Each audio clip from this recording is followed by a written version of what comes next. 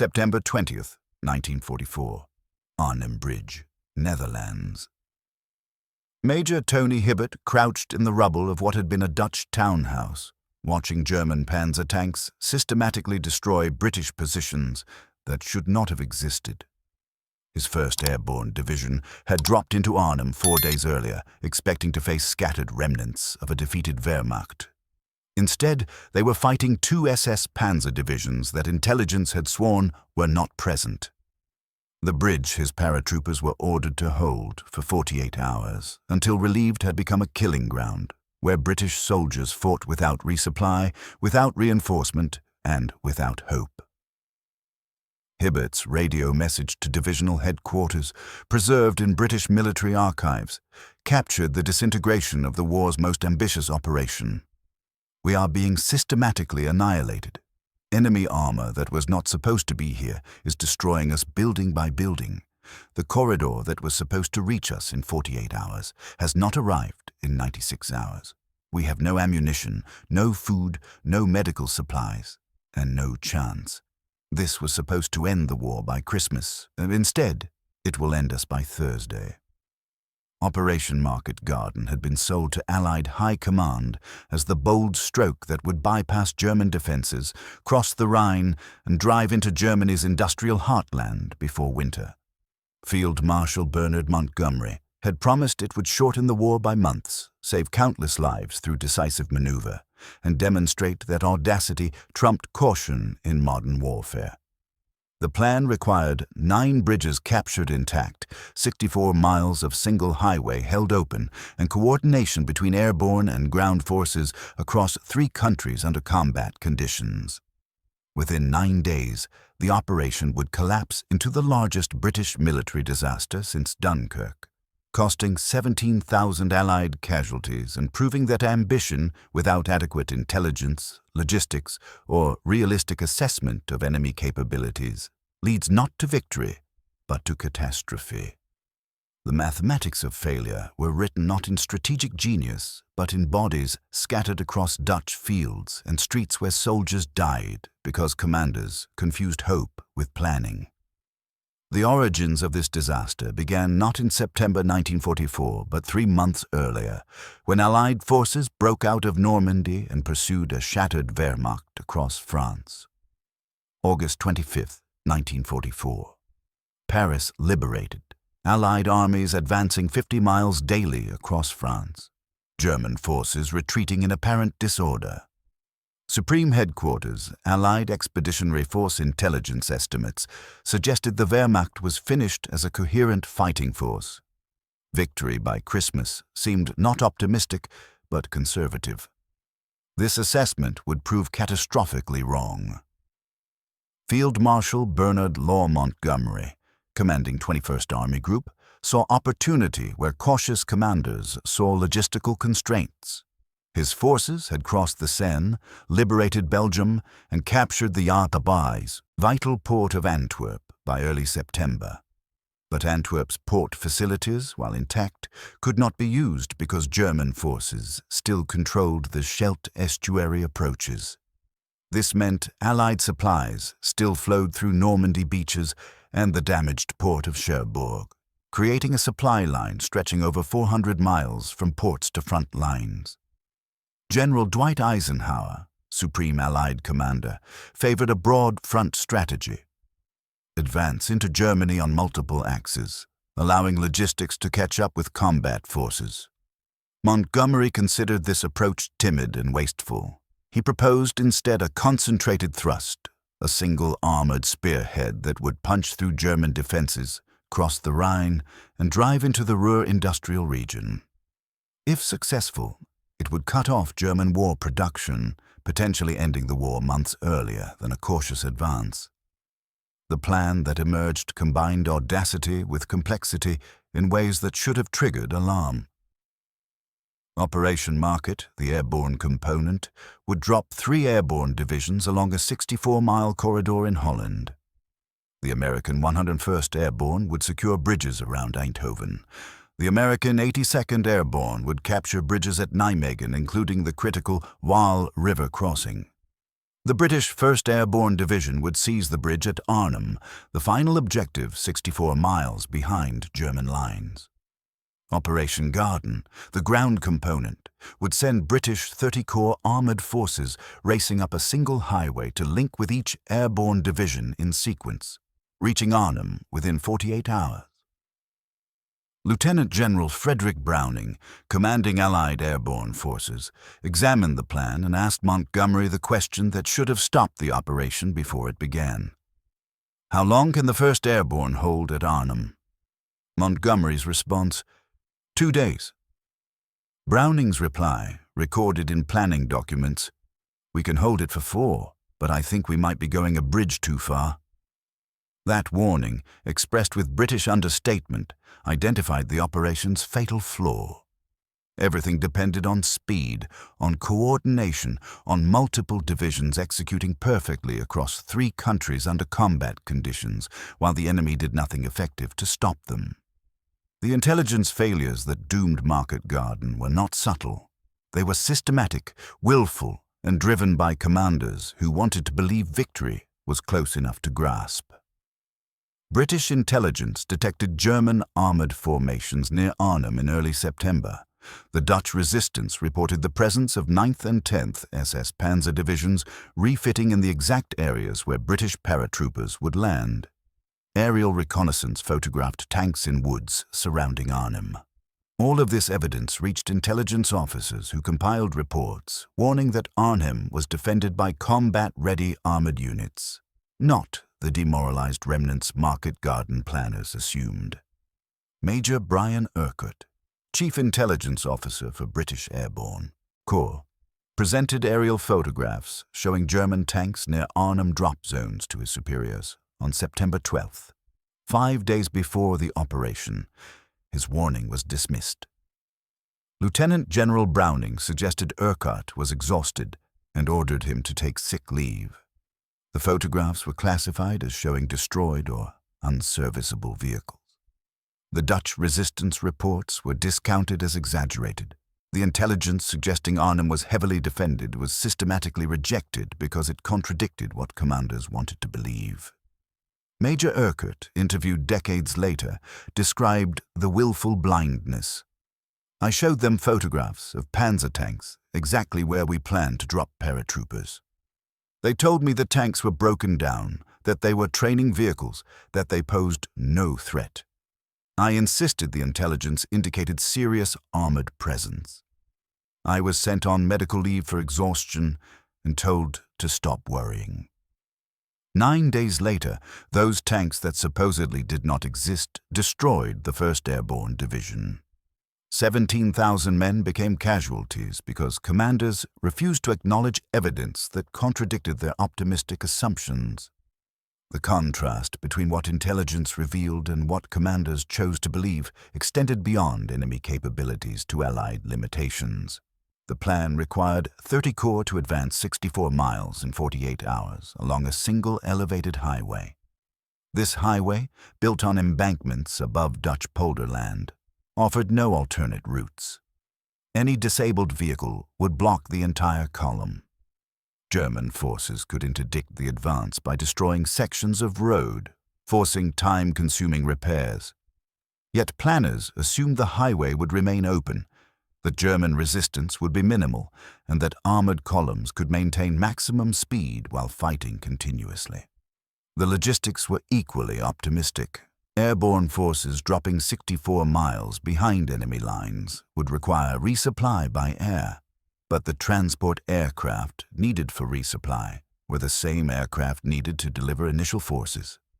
This meant paratroopers would fight for days before resupply arrived, assuming resupply aircraft could navigate to correct drop zones under combat conditions. The plan assumed perfect weather for both initial drops and subsequent resupply missions. It assumed radio communications would function across 64 miles of hostile territory. It assumed the enemy would not interfere with any of these requirements. September 17th, 1944, 1400 hours. Operation Market Garden begins. Over 1,500 transport aircraft, 500 gliders fill Dutch skies. delivering 20,000 paratroopers in the largest airborne operation in history. The American 101st Airborne lands near Eindhoven with minimal casualties. The 82nd Airborne secures drop zones near Nijmegen successfully. The British 1st Airborne Division lands 8 miles from Arnhem Bridge because the RAF refused to fly closer to German anti-aircraft positions.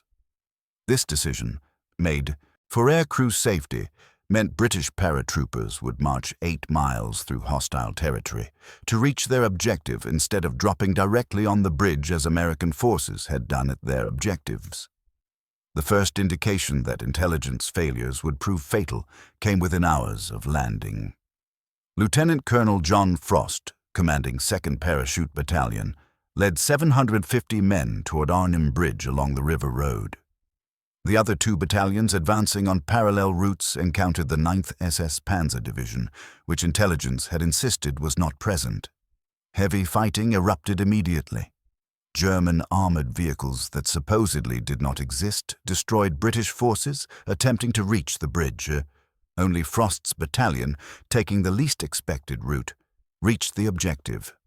Frost's force secured the north end of Arnhem Bridge by nightfall on September 17th. They were supposed to hold for 48 hours until 30 Corps arrived. What they did not know, could not know, was that 30 Corps had advanced barely 6 miles on day 1, already 12 hours behind schedule. What they discovered instead was that German forces reacted with speed and competence that contradicted every Allied assumption about Wehrmacht collapse. General Feldmarschall Walter Model, commanding German Army Group B, had established headquarters in Arnhem the day before the operation began. When British paratroopers dropped practically on his doorstep, Model initially assumed they were coming to capture him personally. Within hours, he had correctly assessed Allied intentions, identified the highway corridor as the critical vulnerability, and ordered the 9th and 10th SS Panzer Divisions to seal off British forces while interdicting the ground advance. The response was immediate, coordinated, and devastating. The contrast between Allied assumptions and German reality became clear within 24 hours. Market garden planners had assumed German forces were demoralized, disorganized, and incapable of effective response. The Germans demonstrated tactical flexibility, aggressive counterattack, and combined arms coordination that matched or exceeded Allied capabilities.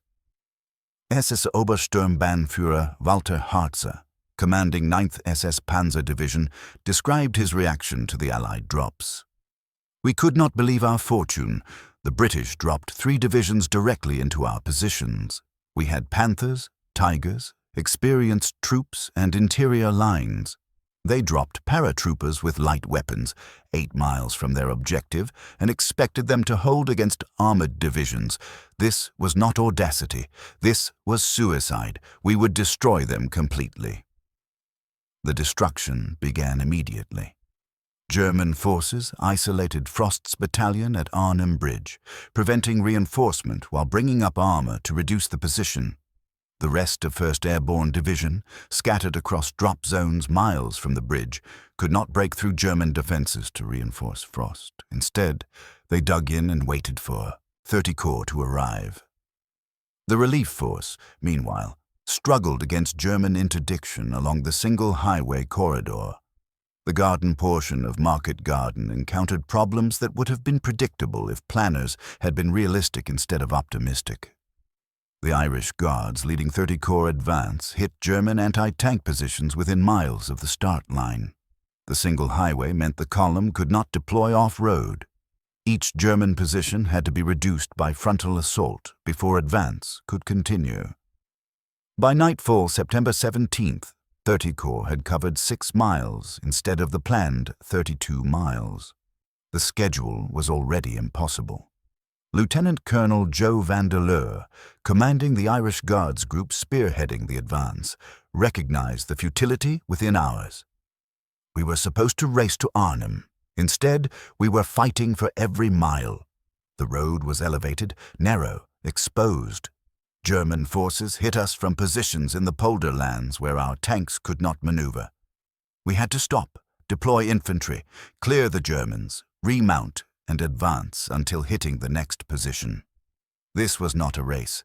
This was a crawl under fire. We would never reach Arnhem in time. The systematic destruction of optimistic assumptions continued through September 18th. American paratroopers at Eindhoven captured their bridges intact, but came under heavy German counterattack. The 82nd Airborne secured Nijmegen but could not take the critical highway bridge over the Wall River without armored support from 30 Corps. At Arnhem, Frost's 750 men held the bridge against growing German pressure, while the rest of 1st Airborne Division fought desperately to reach them through German positions that grew stronger hourly. The radio communications that planners assumed would function failed completely. British radios, operating on different frequencies than American units, could not coordinate with 30 Corps. The radios lacked range to reach England for air support requests. Sets designed for line-of-sight communication could not penetrate Dutch buildings. Officers resorted to sending runners through German fire to deliver messages, adding hours to decision cycles in a battle where minutes mattered. Private James Sims, a radio operator with 1st Airborne Division, described the communications collapse. My radio was designed to reach 5 miles in perfect conditions. I needed to reach 30 Corps 60 miles away through buildings and German jamming. I could not raise anyone. I transmitted continuously, hoping someone heard. We later learned our transmissions were received in England clearly, but we could not hear their responses. We were fighting blind and deaf, receiving no orders, requesting support that never came, dying because planners assumed radios would work without testing them under actual conditions. The contrast between American and British airborne operations revealed how planning decisions determined outcomes. American divisions dropped close to their objectives, seized them quickly, and consolidated before German forces could react effectively. British paratroopers dropped 8 miles from their objective, spent critical hours marching through increasing German resistance, and arrived at Arnhem Bridge too dispersed and exhausted to defend effectively against armored counterattack. The RAF's refusal to risk aircraft to German anti-aircraft fire meant British paratroopers paid with their lives for aircrew safety. September 19, 1944, Arnhem Bridge.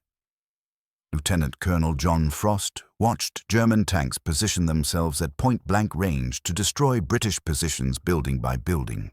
His battalion, now reduced to fewer than 400 effective combatants, held positions on both sides of the bridge's north approach. They had no anti-tank weapons effective against German armor. They were out of medical supplies. Ammunition stocks were critical. The promised relief had not arrived.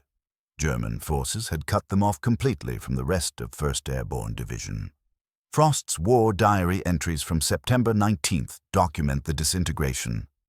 900 hours, German armor shelling positions from 50 meters. Cannot respond effectively.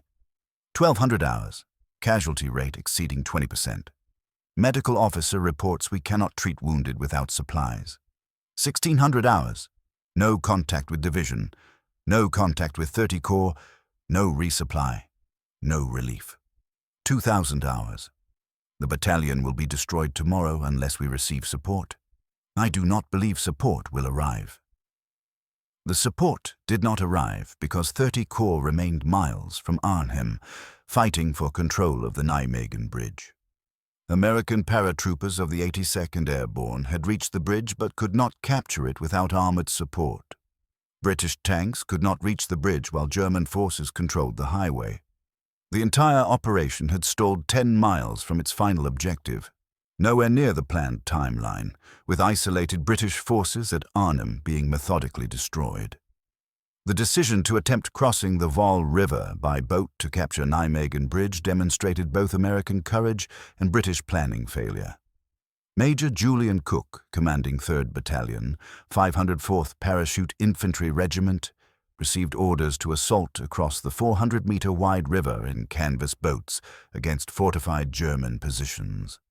The operation required daylight crossing under observed fire from German troops holding prepared positions. It was suicide unless supported by overwhelming fire superiority. The Americans attacked anyway.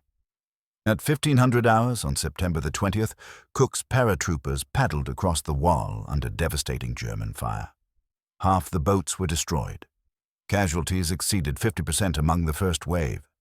The survivors reached the far bank, assaulted German positions with bayonets and grenades, and captured the north end of the bridge through sheer determination. British tanks crossed immediately and began the final drive to Arnhem. They were 3 days late. The men they were supposed to relieve in 48 hours had been fighting for 72 hours without resupply. Captain Arie Beste-Breutje, Dutch liaison officer with 1st Airborne Division, watched the American assault from British positions. I witnessed American paratroopers row across that river in canvas boats while Germans shot them to pieces. They kept coming. Boats sank, men drowned. The survivors attacked prepared positions with light weapons and won through courage that defied tactical logic. Then I watched British tanks that could have supported the crossing hours earlier finally advance.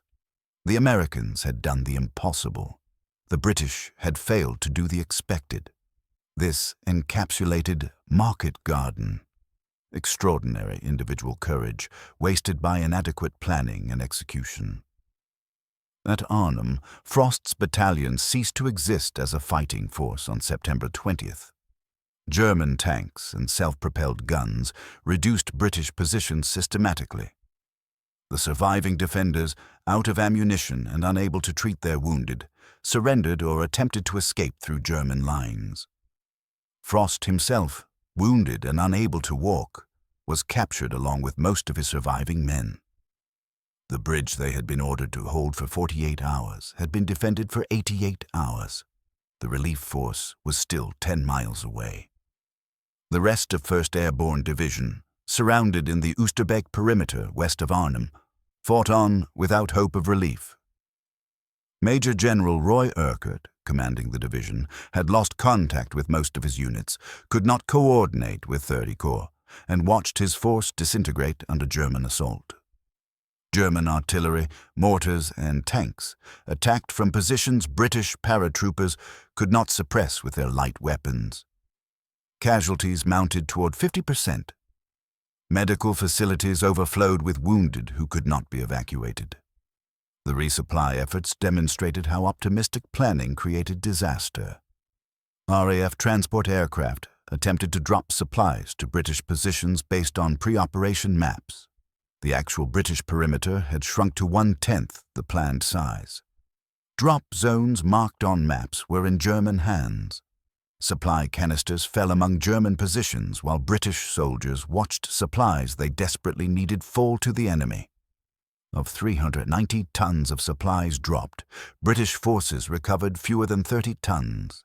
The rest supplied German forces besieging them. Flight Lieutenant David Lord, piloting a Dakota transport aircraft on resupply mission September 19th, demonstrated courage that earned the Victoria Cross posthumously. His aircraft, hit by German anti-aircraft fire and burning, continued toward the drop zone. Lord maintained course despite fire spreading through the aircraft, released his supplies over British positions, then attempted to reach Allied lines. The Dakota exploded at 500 feet, killing Lord and his crew. The supplies he died to deliver fell among German positions.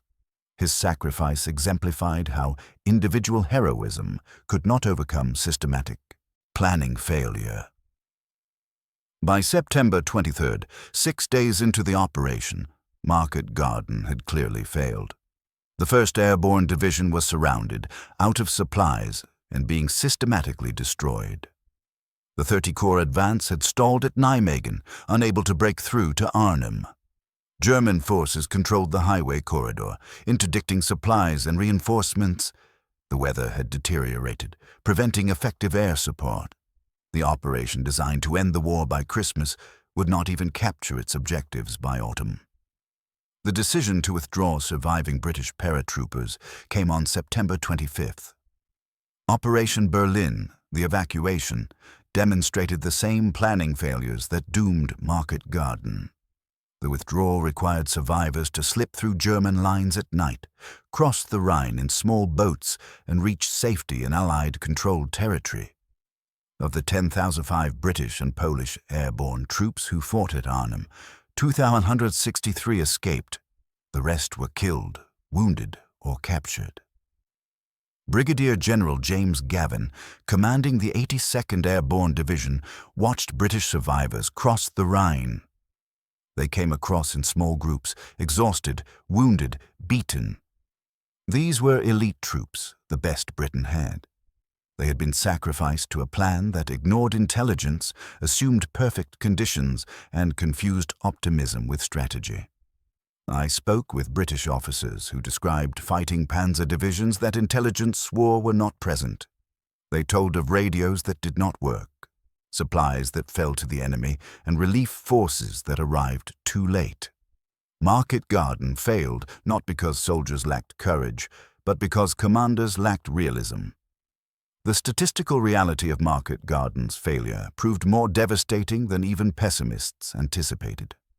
Total Allied casualties, 17,000 killed, wounded, or captured. British 1st Airborne Division losses, 77%.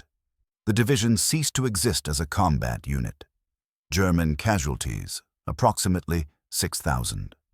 The exchange rate favored the Germans 3-1 despite their supposedly shattered condition.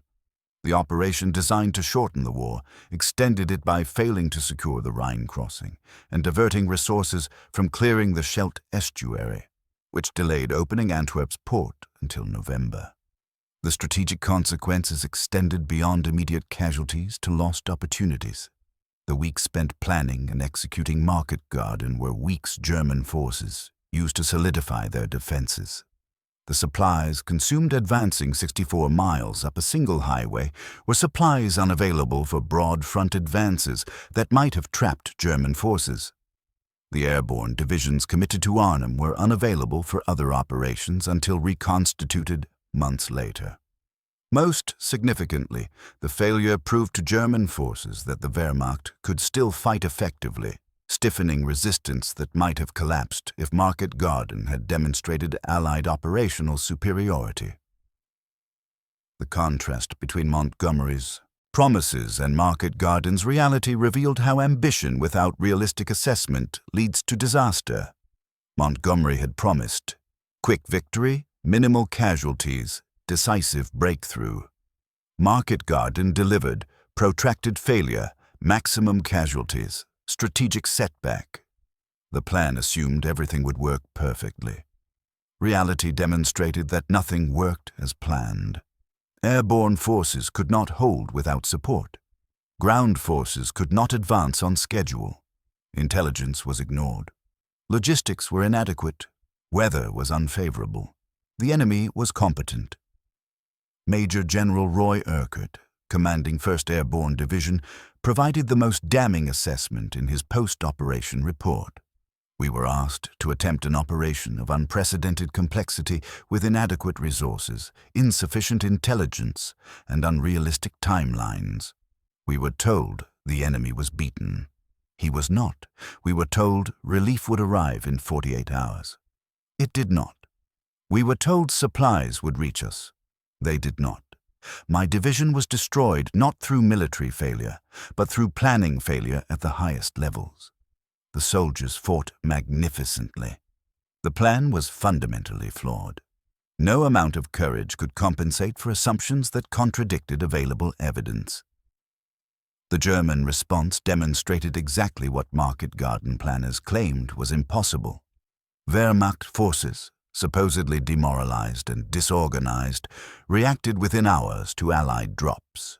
They identified Allied intentions, concentrated forces against critical points, and executed coordinated counterattacks across multiple axes simultaneously.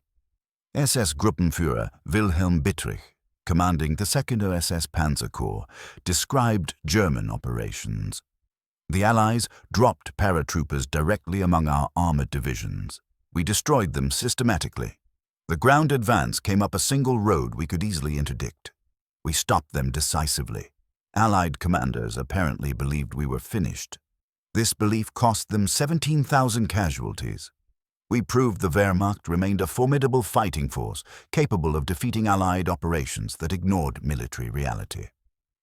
The intelligence failure that allowed Market Garden to proceed despite evidence of German armor near Arnhem represented systematic rejection of inconvenient truth. Multiple sources reported panzer divisions. Aerial reconnaissance photographed tanks. Dutch resistance confirmed German strength. All this evidence was dismissed because it contradicted optimistic assumptions. Major Brian Urquhart, the intelligence officer sent on forced medical leave for presenting evidence of German armor, summarized the failure. Commanders wanted to believe the war was nearly won. They wanted to believe a bold stroke could end it quickly. Evidence that contradicted this belief was systematically rejected. This was not intelligence failure. Intelligence provided accurate information. This was command failure. Commanders refused to accept intelligence that threatened their preferred plan. The technological failures compounded planning failures. British radios did not work at required ranges. The sets, adequate for training exercises in England, could not function in Dutch urban terrain against German jamming. This meant commanders could not coordinate forces, could not request air support, could not adapt to changing situations. The radio failure was predictable and preventable. Testing under realistic conditions would have revealed the inadequacy. Such testing was not conducted because it might have delayed the operation. The logistical failure proved equally predictable. Supplying 20,000 paratroopers 64 miles behind enemy lines required massive airlift capacity. That capacity existed only by using transport aircraft needed for initial drops. This created impossible choice: deliver more troops or deliver supplies. The decision to prioritize troop delivery meant paratroopers fought without adequate ammunition, food, or medical supplies from the operation's beginning. This was not unforeseen contingency. This was inherent in the plan's structure. The operational inflexibility of advancing up a single highway meant any German interdiction stopped the entire advance. When German forces destroyed sections of elevated roadway, British engineers had to repair under fire while the entire column waited. Alternative routes did not exist. The polder lands on both sides of the highway were impassable to armored vehicles. This was known before the operation. The plan proceeded anyway because acknowledging this vulnerability meant acknowledging the plan was fundamentally compromised. Private John Greyburn, a British paratrooper who defended Arnhem Bridge and earned the Victoria Cross posthumously, represented the soldiers who paid for planning failures with their lives. Greyburn led multiple counterattacks against German armor with light weapons, held positions against overwhelming force, and continued fighting while wounded until killed on September 20th. His courage was extraordinary. His death was predictable.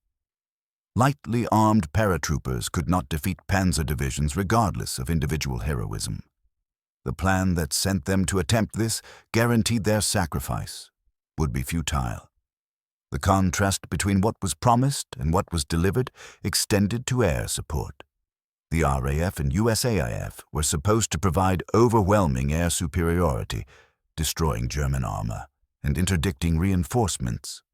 Weather prevented effective air support during critical days. Ground forces fought without air cover they had been promised. German forces moved in daylight without air interdiction they were supposed to face. The weather was foreseeable. September in Holland is notoriously unpredictable. The plan assumed perfect flying weather. Reality provided clouds, rain, and fog that grounded Allied aircraft, while ground forces died. The human cost manifested in testimonies from survivors who recognized they had been sacrificed to optimistic assumptions. Sergeant Alfred Roulier, captured at Arnhem after being wounded, described the aftermath. "We fought for 9 days against enemy forces that supposedly were not there. We held positions waiting for relief that supposedly would arrive in 48 hours. We requested supplies that supposedly would be delivered accurately. None of these suppositions matched reality. We fought magnificently and lost completely because the plan was based on wishful thinking rather than military analysis. 17,000 casualties purchased nothing except proof that ignoring intelligence and assuming the enemy is beaten leads to disaster. The operational comparison between Market Garden and successful Allied operations revealed what competent planning required. D-Day invasion of Normandy succeeded because planners assumed everything would go wrong, prepared contingencies, and allocated overwhelming force to overcome expected problems. Market Garden assumed everything would go right, prepared no contingencies, and allocated minimal force expecting problems would not occur. D-Day planners tested equipment, trained forces extensively, and modified plans based on realistic assessment. Market Garden planners ignored test results, deployed forces with inadequate preparation, and rejected modifications that contradicted optimistic timelines. The strategic debate over Market Garden's necessity revealed Montgomery's fundamental miscalculation. He argued that capturing the Rhine crossings would shorten the war by months. But the Scheldt estuary remained in German hands, preventing use of Antwerp's port. Opening Antwerp required clearing the Scheldt. The resources consumed in Market Garden were resources unavailable for Scheldt operations. Antwerp did not open until November, months later than it could have if Market Garden resources had been allocated to Scheldt clearing instead. The operation designed to shorten the war actually extended it by delaying opening of essential supply infrastructure. General Dwight Eisenhower, Supreme Allied Commander, privately criticized the operation in correspondence preserved in presidential libraries. Market Garden represented exactly the kind of narrow front thrust I opposed. It concentrated forces on a single axis, assumed the enemy would not react effectively, and ignored logistical reality. When it failed, as I feared it would, we suffered casualties we could not afford and lost time we could not recover. Montgomery promised quick victory. He delivered prolonged disaster. The lesson is clear. Bold strokes that ignore logistics, intelligence, and enemy capabilities are not bold. They are reckless. The German perspective on Market Garden revealed how Allied planning failures gave the Wehrmacht strategic gifts. Field Marshal Gerd von Rundstedt, commanding Western Front, analyzed the operation in post-war interrogation. Market Garden was the greatest strategic error the Allies committed after Normandy. They dropped elite divisions into our positions, allowing us to destroy them efficiently. They advanced on a single road we could easily defend. They ignored intelligence showing our strength. They assumed we were beaten when we remained capable of effective defense. The operation failed because Allied commanders believed their own propaganda about German collapse. We proved them wrong at cost of 17,000 Allied casualties. Those casualties delayed Allied victory and gave us time to prepare defenses that would hold until 1945. The technological superiority Allies enjoyed made Market Garden's failure more inexplicable. Allied forces had air supremacy, superior armor, better logistics, and overwhelming artillery support. Despite these advantages, they were defeated by German forces fighting with inferior resources, because German commanders made realistic assessments while Allied commanders made optimistic assumptions.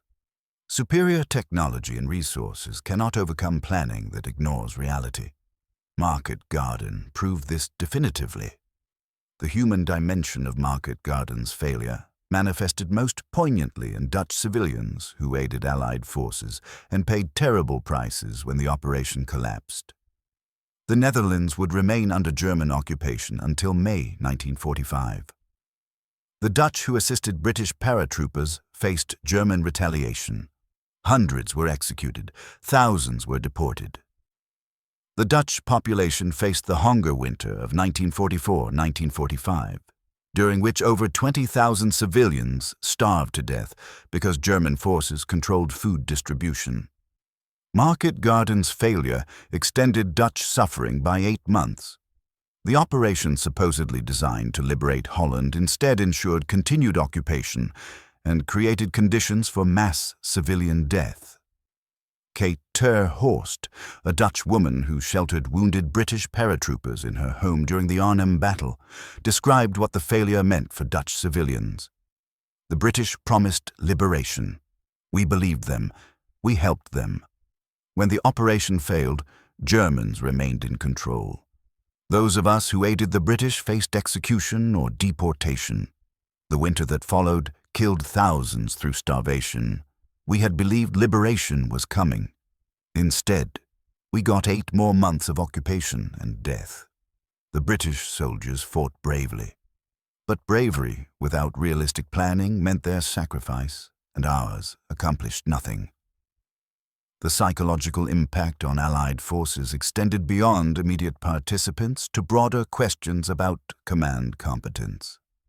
Soldiers who survived Market Garden questioned whether senior commanders valued their lives or simply viewed them as resources to be expended pursuing impractical schemes. The trust between commanders and commanded, essential for military effectiveness, eroded. This erosion manifested in increased reluctance to accept optimistic operational estimates and greater insistence on realistic planning in subsequent operations. The contrast between individual tactical success and overall strategic failure demonstrated that lower-level excellence cannot overcome upper-level incompetence. American paratroopers captured their bridges successfully. British tankers broke through German positions when given proper support. RAF pilots flew resupply missions despite catastrophic losses. None of this tactical and individual excellence mattered because the operational plan was fundamentally flawed. Good soldiers cannot redeem bad strategy. Market Garden proved this truth at cost of 17,000 casualties. The final assessment of Operation Market Garden must acknowledge both the extraordinary courage displayed by soldiers who fought against impossible odds and the catastrophic planning failure that created those impossible odds. Paratroopers who defended Arnhem Bridge for 4 days without resupply demonstrated heroism equal to any military action in history. Their heroism was wasted because commanders sent them to accomplish missions that available intelligence showed were impossible. Courage cannot overcome planning that ignores reality. Determination cannot substitute for realistic assessment of enemy capabilities. The operation failed because Field Marshal Montgomery and his planning staff confused ambition with strategy, rejected intelligence that contradicted optimistic assumptions, and assumed the enemy would cooperate with Allied timelines. They planned an operation requiring perfect conditions, then executed it under imperfect conditions while refusing to acknowledge the disparity between plan and reality.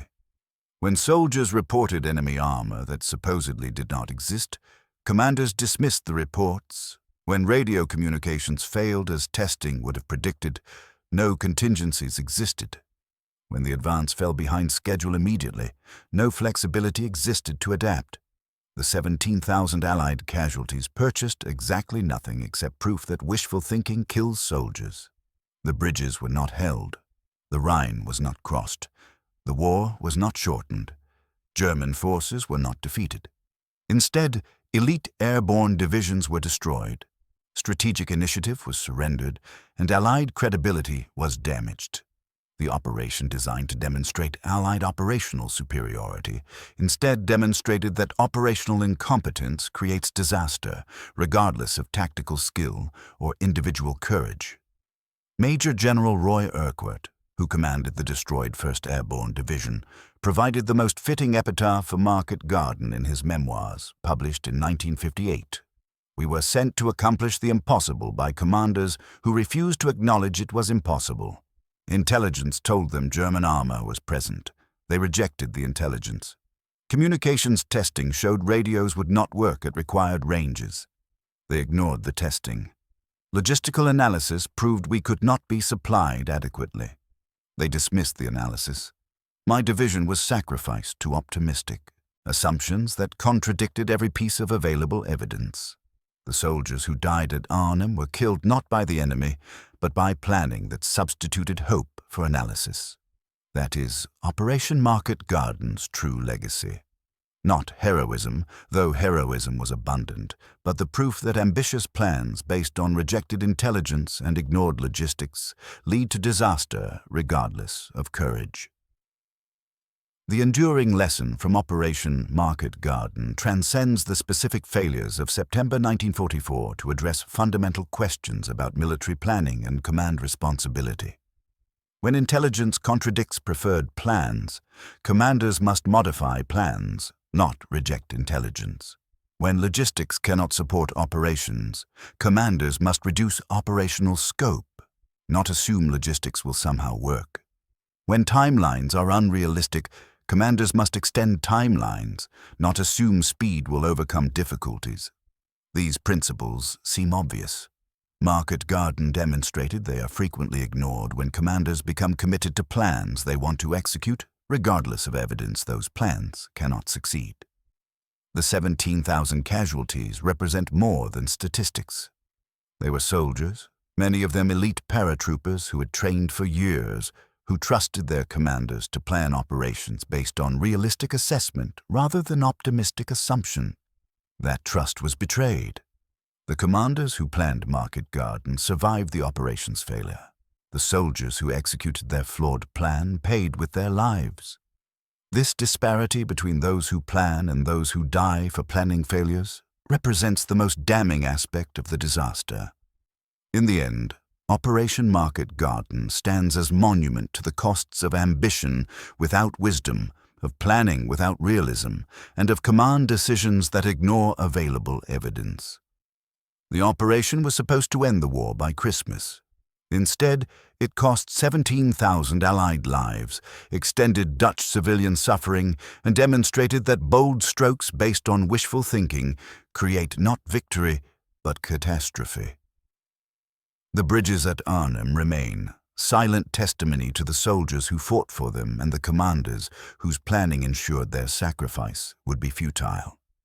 That is the lesson written in blood across Dutch fields and streets in September 1944. Courage without competent planning is not enough. Ambition without realistic assessment leads to disaster, and soldiers always pay the price for commanders' failures.